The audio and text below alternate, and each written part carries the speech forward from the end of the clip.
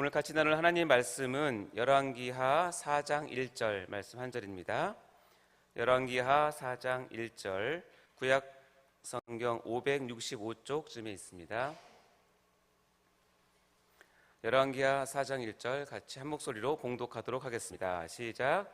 선지자의 제자들의 아내 중에 한 여인이 엘리사에게 부르짖어 이르되 당신의 종 나의 남편이 이미 죽었는데 당신의 종이 여호와를 경외한 줄은 당신이 아시는 바니이다. 이제 빚준 사람이 와서 나의 두 아이를 데려다 그의 종을 삼고자 하나이다 하니. 아멘. 자, 새벽에 이곳에 나오신 모든 분들을 환영하고 또 유튜브로 들으시는 모든 분들도 축복합니다. 자, 우리 잠을 깨고 또 말씀을 듣도록 하겠습니다. 쭉 스트레칭 하도록 하겠습니다. 좌우로 크게 네. 소리도 내쉬고, 자, 어깨도 돌려보시고요. 자, 고개도 한 번씩 돌려보시기 바랍니다. 자, 손목 발목도 풀어주시고요. 자, 또 잠이 계셨습니까? 네, 같이 우리 말씀을 보도록 하겠습니다. 자, 여러분은 혹시 여러분의 주변 사람들이 여러분의 교회 생활이나 신앙 생활을 하는 것을 보면서 야, 아니 꼭 이렇게까지 해야 하나? 라는 핀잔 아닌 핀잔, 어쩌면 협박성 경고를 이렇게 들어보신 적이 있으신가요? 그리고 그렇게 말하는 이유를 또 잘 들어보면 어쩌면 그게 더 맞는 이야기처럼 느껴지기도 하고요. 그래서 이 말에 맞는 어떤 반박할 거리가 나에게 부족하다는 것을 깨닫기도 하곤 합니다.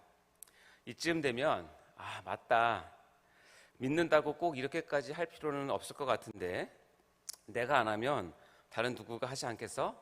라고 생각하면서 받았던 마음의 감동이 이제 식어지게 됩니다. 그러다가 성령님께서 더 강하게 이끌어 주시면 다시 갈등이 시작되고 어쨌든 순종의 길로 인도해 주시면 주님의 도구로 쓰이는 경우도 있습니다. 그러나 몇 번의 이 성령님의 감동을 무시하고 거절하게 되면 이제는 다시 그 사명을 감당할 기회를 놓치게 되어서 아주 팍팍한 마음으로 상당 기간을 보내야 되는 경우도 있습니다. 이때는 이미 나의 마음에 아니 이렇게까지 해야 하나 라는 의문이 꼬리에 꼬리를 물고 일어나고, 그리고 그 의문에 대해서 내 자신이 믿음의 답변이 준비되어 있지 못하면 우리는 그 의문에 속게 되어서 믿음의 지경이 위축되고 또 사명을 감당할 동력을 상실하게 되는 결과를 맞이하게 됩니다. 이것은 그야말로 사단의 간교한 꾀임과 이 무자비한 위협에 자신을 내어주고 마는 꼴이 되어서 속임당한 비참한 결과를 고스란히 안고 살아가는 그야말로 안타까운 상황이 되는 것입니다.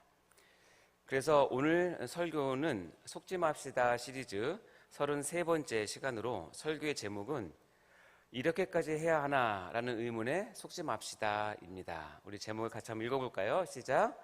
이렇게까지 해야 하나 라는 의문에 속지 맙시다. 자, 오늘 본문 말씀을 한 번 더 봉독해 보도록 할까요? 열왕기하 4장 1절 말씀 시작. 선지자의 제자들의 아내 중에 한 여인이 엘리사에게 부르짖어 이르되 당신의 종 나의 남편이 이미 죽었는데 당신의 종이 여호와를 경외한 줄을 당신이 아시는 바니이다. 이제 빚준 사람이 와서 나의 두 아이를 데려가 그의 종을 삼고자 하나이다 하니. 지금 엘리사에게 도움을 요청하러 온 한 여인이 있었습니다. 그의 남편은 선지자들의 제자들 중 한 사람이었는데 엄청난 빚을 남겨두고 죽게 되었습니다. 그 빚은 고스란히 남은 가족에게, 여기서 보면 그 아내와 두 아들들에게 남겨지게 되었습니다. 이렇게 보면 지금 이 여인은 그야말로 진퇴양난의 처지에 놓이게 된 것입니다. 그 당시로서는 과부가 정상적인 경제 생활을 하기가 굉장히 불가능했던 시대였기 때문에 그렇습니다. 그리고 빚을 갚지 못할 때는 종살이를 할 수 있는 그 당시 합법적인 빚 처리의 방법이 있었기 때문에 지금 아들이 종으로 끌려갈 위기가 된 것이죠. 지금 이 여인은 남편을 잃은 과거의 슬픔과 더불어서 삶을 지금 억누르고 있는 빚으로 인한 현재의 고통, 그리고 아들을 빼앗긴다는 미래의 염려가 지금 한꺼번에 이 여인에게 찾아온 것입니다. 그래서 과부의 어려움을 하나님의 사람 선지자 엘리사에게 지금 호소를 하는 내용입니다. 그러자 엘리사는 그 여인에게 집에 무엇이 있는지를 묻습니다.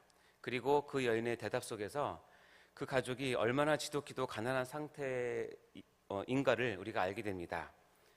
열왕기하 4장 2절 말씀 읽어볼까요? 시작. 엘리사가 그에게 이르되 내가 너를 위하여 어떻게 하랴?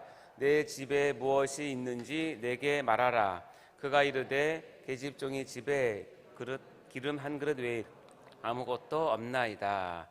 밑에 그 색깔로 넣은 마지막 구절을 원어로 직역을 하면 좀 실감나게 가난한 상황을 표현하고 있는 건데요.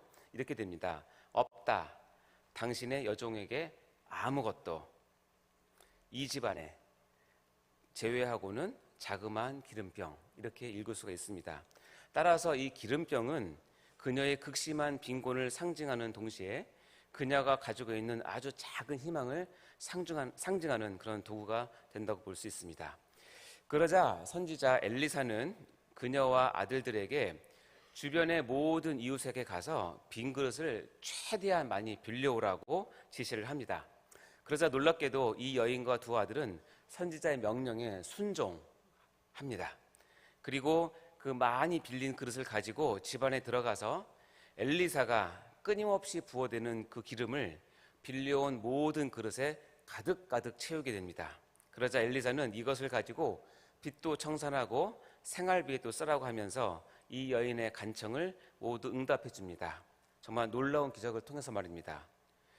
유전이 터진 건가요? 이렇게 많이 나왔을까요? 어떤 열왕기하 4장 7절 말씀 한번 읽어볼까요? 시작. 그 여인이 하나님의 사람에게 나가서 말하니 그가 이르되 너는 가서 기름을 팔아 빚을 갚고 남은 것으로 너와 내 두 아들이 생활하라 하였더라. 여기까지는 이 사건 우리 모두가 익히 들어온 이야기입니다. 그리고 여기서 소중한 몇 가지 교훈을 우리가 같이 나눌 수 있는데요. 하나님께서 베푸시는 기적은 그 대상의 믿음을 통해서 일어난다는 것과, 그리고 여러분이 더 큰 은혜를 받고 싶다면 그만큼 더 큰 믿음의 그릇을 준비해야 된다 등등의 교훈을 우리가 받을 수 있습니다. 다 맞는 말씀이고 바른 적용이라고 할 수 있을 것입니다. 여러분 다 아시는 내용이죠? 그런데 저는 오늘 이 본문 말씀을 읽으면서 늘 궁금했던 것이 한 가지 있었습니다. 여러분도 궁금하셨나 모르겠는데, 하나님을 경외한다고 주변 사람이 다 인정하는 선지자의 제자인 남편분이 어떻게 해서 이렇게 엄청난 빚을 지게 되었을까입니다. 주식 투자를 잘못했나요? 부동산 투자했나요? 아니면 사업하다 상해를 당했나요? 혹시 정선에 있는 강원랜드에 출입하셨나? 등등. 그럼 아무리 생각해도 이 맞지가 않는 거예요. 하나님을 경외하기로 소문난 선지자의 제자가 이 엄청난 빚을 남기고 갔다는 게 도무지 이해가 되지 않았습니다. 그러다가 얼마 전에 제가 이 본문을 공부하다 보니까 놀라운 사실을 제가 하나 깨달았는데, 이 아내의 남편이 바로 열왕기 상에 나오는 오바댜라고 하는 아합의 국내 대신이었고 하나님을 지극히 경외하는 자라고 인정받은 오바댜이라는 주장이 있다는 것을 알게 되었습니다. 물론 선지자 오바댜와는 동명이인이죠. 저는 너무나 놀랐습니다. 여러분은 아무도 안 놀라시는데 저는 정말 그 새벽에 아침에 몸에 소름이 끼칠 정도로 놀랐고 흥분했습니다.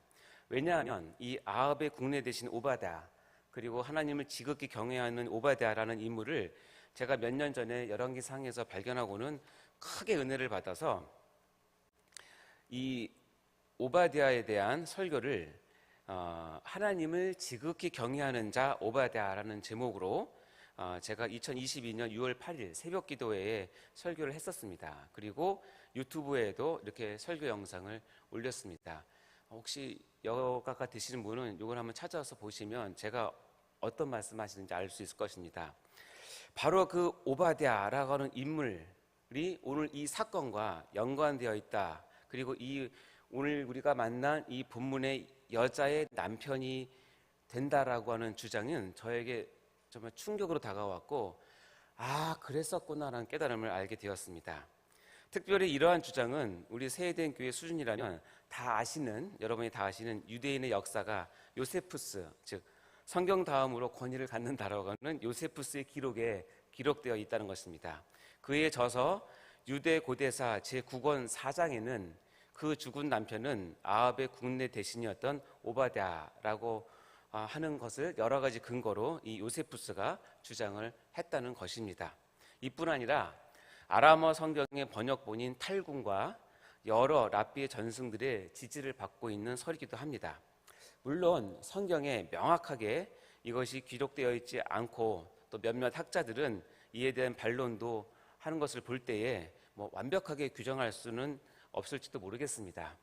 그러나 오늘 이 설교자의 감동은 분명히 요세푸스와 탈굼 그리고 전통 유대 랍비의 전승을 받아들이고 싶다는 마음이 많이 있습니다. 오늘 그것을 같이 나누려고 합니다. 오바댜에 대한 성경의 기록이 너무나 일치하기 때문에 그렇습니다. 자, 볼까요? 열왕기상 18장 3절 4절 말씀 읽어보겠습니다. 시작. 아합이 왕궁 맡은 자 오바댜를 불렀으니 이 오바댜는 여호와를 지극히 경외하는 자라. 이세벨이 여호와의 선지자를 멸할 때에 오바댜가 선지자 100명을 가지고 50명씩 굴에 숨기고 떡과 물을 먹였더라. 자, 오바댜는 일단 성경 스스로가 인정하고 있는 여호와를 지극히 경외하는 자로 소개되고 있습니다. 그리고 그 증거로 아합 왕과 이세벨이 전 이스라엘에 있던 여호와의 선지자를 무참히 다 죽이고 씨를 말리는 정말 신앙 탄압의 극심한 시기에 이 오바댜가 무려 선지자 100명을 3년 이상 굴에 숨기고 그들에게 음식과 물을 제공해서 그들의 생명을 보존했던 신앙의 사명자였다는 것입니다. 그리고 우리가 상식을 가진다면 쉽게 예측할 수 있는 것은 선지자 100명을 먹여 살리기 위해서 그야말로 엄청난 재정이 필요했을 것으로 미루어 짐작할 수 있습니다. 특별히 이 시기는 3년 반 동안 하늘에서 비 한 방울 내리지 않던 하나님의 징계의 시기였고, 아마도 제 생각에는 음식값보다는 물값이 더 비쌀 수도 있었을 것입니다.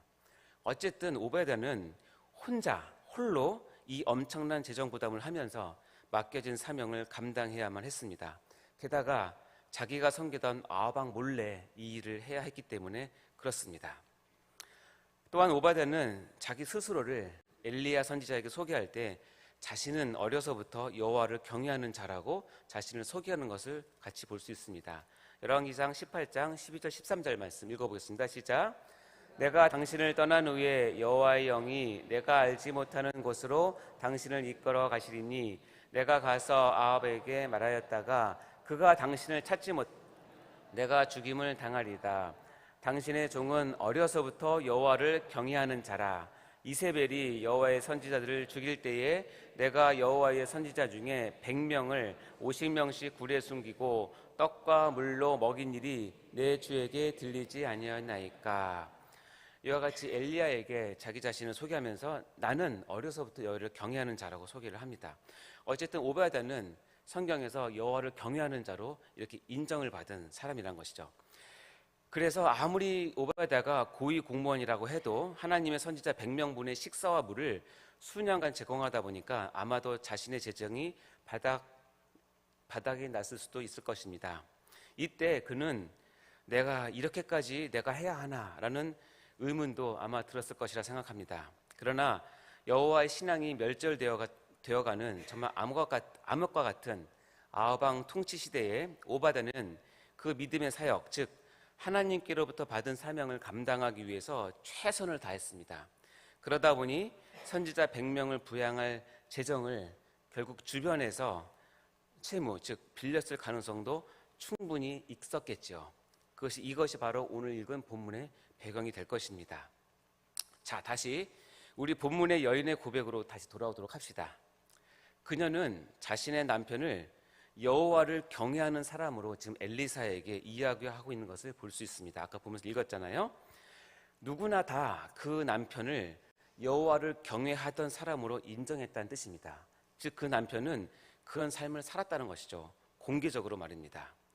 그래서 그 남편이 오바댜라는 확신을 저는 갖게 되었습니다.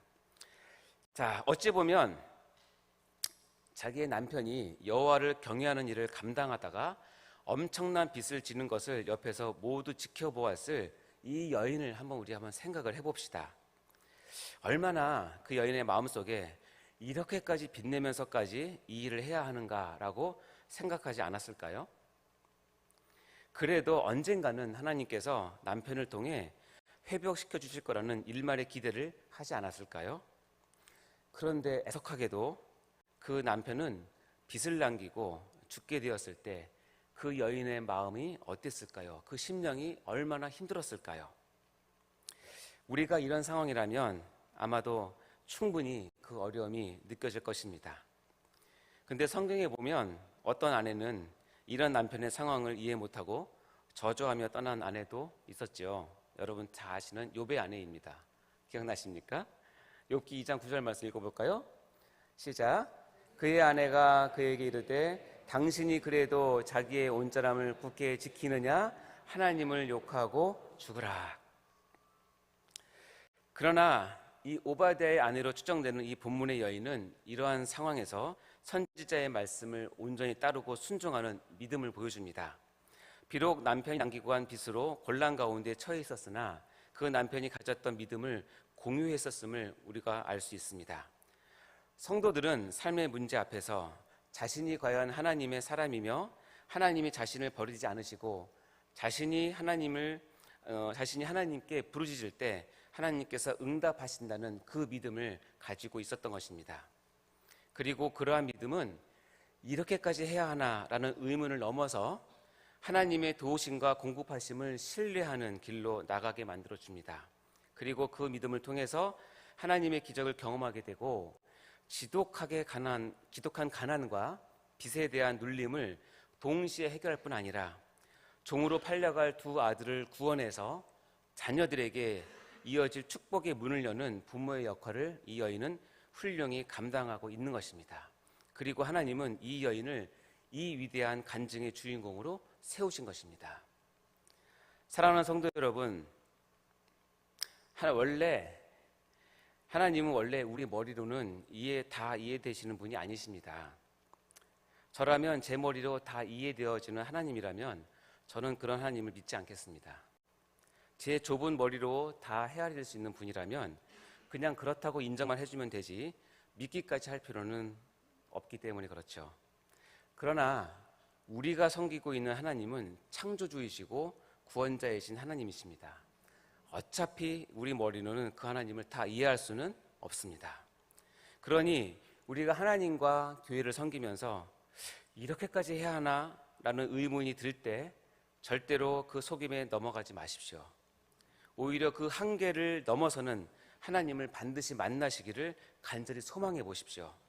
그 너머에 계신 하나님은 자기를 경외하는 사람을 반드시 기억하시어서 그 가족이나 후손에게까지라도 하나님의 은혜와 축복을 베푸시는 신실하신 하나님이십니다.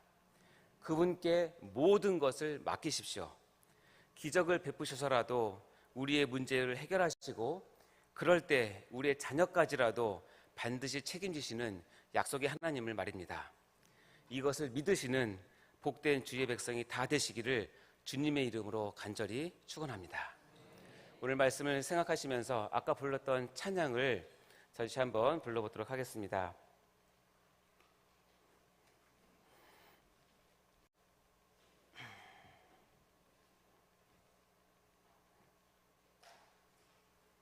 하나님 한 번 더 나를, 저를 가슴에 손을 얹고 가사를 생각하시며 부르도록 하겠습니다.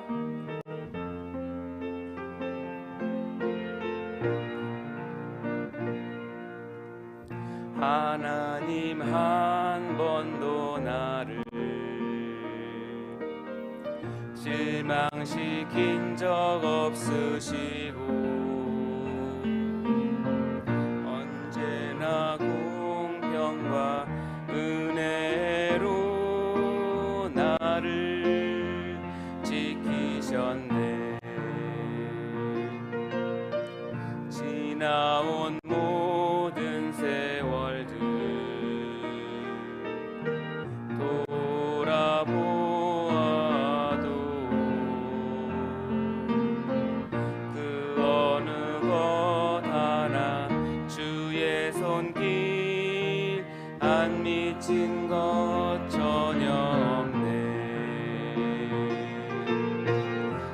신실하신 주,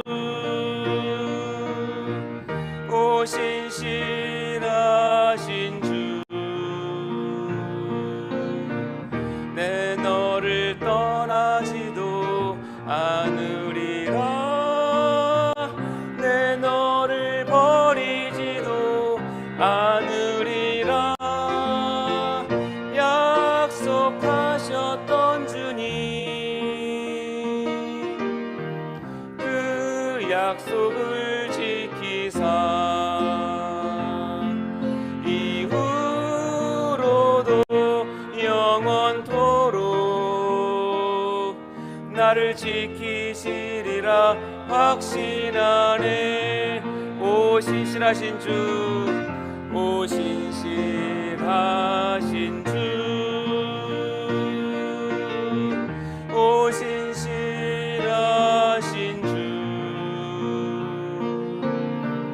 내 너를 떠나지도 않으리라, 내 너를 버리지도 않으리라. 약속하셨던 주님, 그 약속을 지키사 이후로도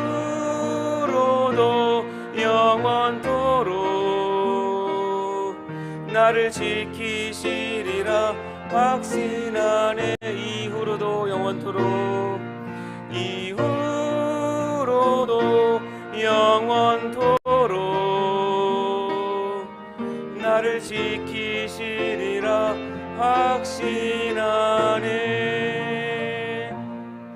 하나님 아버지, 그렇습니다. 우리의 이 고백을 주님 받아주시고 어떠한 상황이 되든지 하나님 아버지, 하나님에 대한 믿음을 저버리지는 저희가 되지 않도록 인도하여 주옵소서.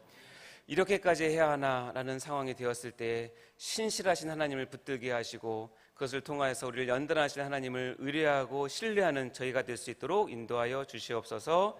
감사드리며 예수님 이름으로 기도하옵나이다. 드려지는 헌금을 위해서 기도하겠습니다. 하나님 아버지, 감사합니다. 신실하신 하나님께 간절한 마음으로 드려지는 기도와 또는 헌물을 위해서 기도합니다. 주여 함께 하시고 드려지는 감사의 제목과 일천번제의 모든 제목 가운데 주님 함께 하시고 주님께서 들어 응답하여 주시고 하나님의 때에 주님께서 신실한 하나님을 저희에게 보여 주시옵소서. 그때까지 우리가 믿음을 잃지 않고 하나님 앞에 온전히 서는 저희가 될 수 있도록 도와주시옵소서. 감사드리며 예수님 이름으로 기도하옵나이다. 아멘. 주기도문으로 마치도록 하겠습니다. 하늘에 계신 우리 아버지여, 이름이 거룩히 여김을 받으시오며 나라의 마옵시며 뜻이 하늘에서 이루어진 것 같이 땅에서도 이루어지이다. 오늘날 우리에게 일용할 양식을 주옵시고 우리가 우리에게 죄 지은 자를 사하여 준 것 같이 우리 죄를 사하여 주옵시고 우리를 시험에 들지 마옵시고 다만 악에서 구하옵소서. 대개 나라와 권세와 영광이 아버지께 영원히 있사옵나이다. 아멘. 우리 시간 오늘 은혜 받은 말씀을 붙들고 또한 기도하겠습니다. 먼저 우리 담임 목사님의 건강과 숙면을 위해서 그리고 사역을 위해서 여러분 같이 기도해 주시기 바랍니다. 특별히 오늘 은혜 받은 말씀을 기억하시면서 이렇게까지 해야 하나라는 의문이 들 때에 오히려 신실한 하나님을 더 붙들고 승리하는 저희가 되게 해달라고 간절히 기도하도록 하겠습니다. 오늘 수요 예배를 위해서 기도해 주시기 바랍니다. 말씀을 전하실 목사님과 참여하는 모든 성도가 은혜 가운데 예배 드릴 수 있도록 기도해 주시기 바랍니다. 특별히 새생명 전도 축제가 진행 중에 있습니다. 전도의 열매들을 많이 얻을 수 있도록 하나님께 역사해 달라고 위해서 기도해 주시기 바랍니다. 마지막으로 각자 가져오신 기도의 제목들을 하나님께 아뢰어드리며 하나님 앞에 나아가도록 하겠습니다. 같이 주여 외치고 기도하도록 하겠습니다. 주여